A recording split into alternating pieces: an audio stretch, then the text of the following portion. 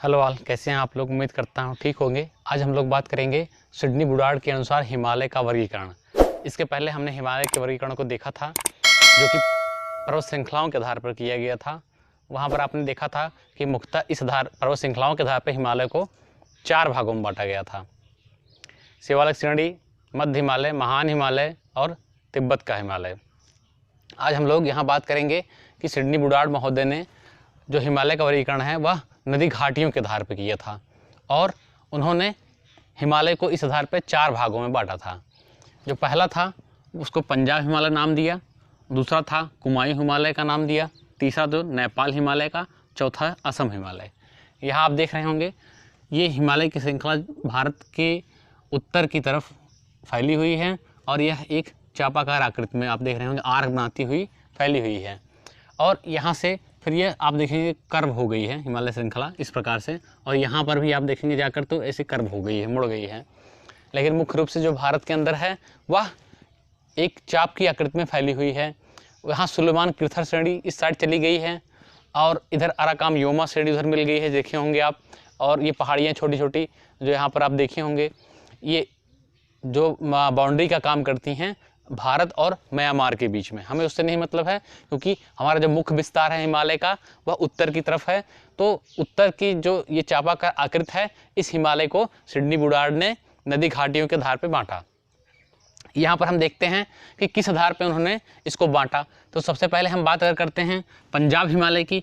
तो पंजाब हिमालय को उन्होंने सतलुज और सिंधु या सतलुज के बीच का जो ये मैदान है, इसको उन्होंने पंजाब हिमालय के नाम से बताया। ये जो हिमालयी पोर्शन आप देख रहे हैं, ये सिंधु और सतलुज के बीच में जो फैला हुआ पोर्शन है, यह इन्होंने कहा कि यह पंजाब हिमालय है।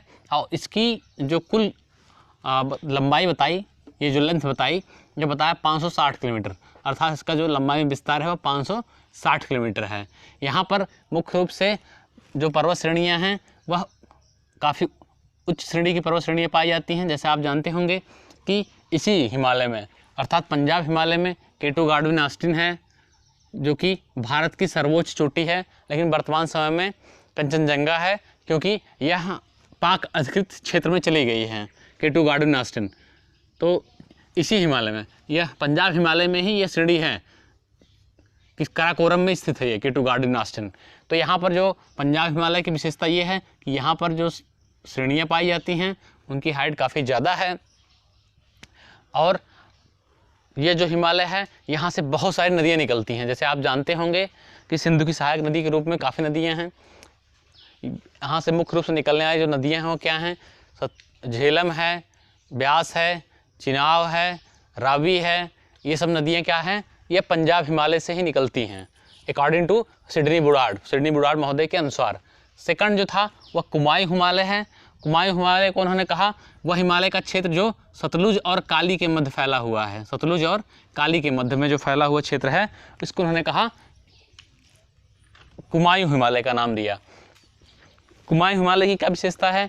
यहाँ पर जो श्रेणियाँ हैं इनकी ऊंचाई पंजाब हिमालय की जितना नहीं है, और इसकी जो कुल लेंथ कह सकते हैं यहाँ से यहाँ तक की डिस्टेंस जो है 520 किलोमीटर है। अर्थात इनके विभाजन में जो सबसे छोटा जो हिमालय का पोर्शन है वह कुमायूं हिमालय है। सॉरी, सबसे छोटा जो विस्तार है वह कुमायूं हिमालय का है। इस फैक्ट को दिमाग में रखिएगा, ये फैक्ट पूछा गया है। थर्ड क्या है? नेपाल हिमालय। नेपाल हिमालय के अंतर्गत ही सबसे ऊंची चोटियाँ पाई जाती हैं, और सबसे अधिक विस्तार भी नेपाल हिमालय का है। अर्थात ये जो लेंथ है ये 800 किलोमीटर के आसपास है हिमालय की। संसार की सबसे ऊंची चोटियाँ कंचनजंगा, कंचनजंगा हुआ, आपका एवरेस्ट, माउंट एवरेस्ट हुआ, मकालू हुआ, ये सब किसके बीच में पाई जाती हैं? नेपाल हिमालय के बीच में पाई जाती हैं।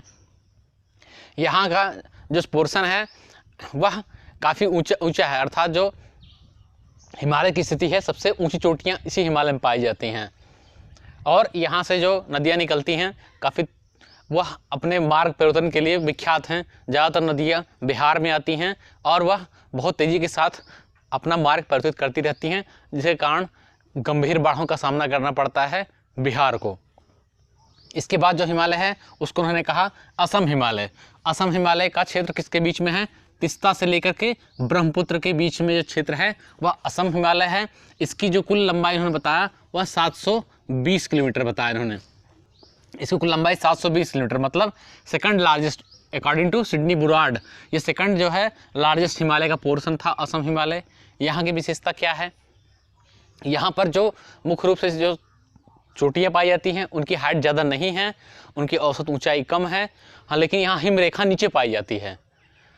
एक विशेषता है इस हिमालय की कि यहाँ पर जो हिम रेखा है वह नीचे पाई जाती है, कंपेयर दैट जो हम उत्तर के हिमालय की बात करें तो ये इसकी विशेषता है। यहाँ से जो मुख्य रूप से नदी निकली है वह ब्रह्मपुत्र है, ब्रह्मपुत्र सिंधु के पास से ही निकली है। यह इसको काटते हुए यहाँ से असम में प्रवेश करती है। आप देखेंगे तीस्ता और ब्रह्मपुत्र के बीच का ये जो क्षेत्र है यही जो है असम हिमालय के नाम से है। तो सिडनी बुडार्ड महोदय के अनुसार ये मुख्यतः 4 पार्ट हैं और इन 4 पार्टों की मुख्यतः विशेषताएं हैं। तो अगर आपको वीडियो अच्छा लगता है तो लाइक करिए, सब्सक्राइब करिए। Thanks for watching.